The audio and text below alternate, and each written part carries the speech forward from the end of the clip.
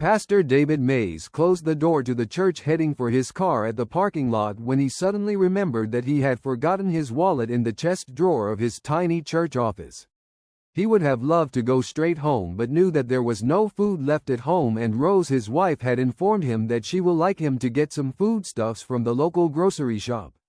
All through the day Pastor David kept wondering how long he will continue to struggle to keep the church going at the rate the finances of the church is dwindling.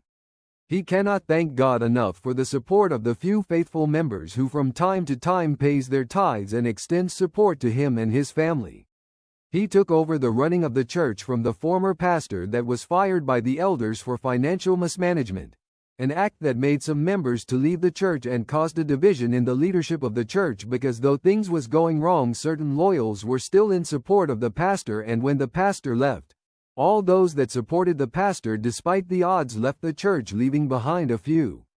His salary was reduced because of the dwindling income of the church, but he had always believed that he was not a pastor because of the salary but to serve the Lord, though he cannot also support his family without money.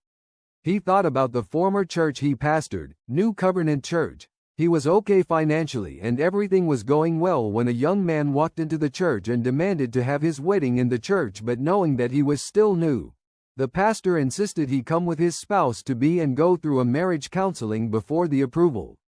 He was surprised when he brought a young man of almost the same age to introduce to him as the wife-to-be.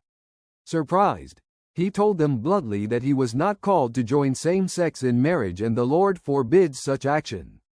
Both men left his office cursing him and had taken the matter to the press, accusing him of human right violation, an accusation that cost him his church, a church he spent 10 years of his life to build through thick and thin, until the moment came that finance was no longer an issue. Then it happened.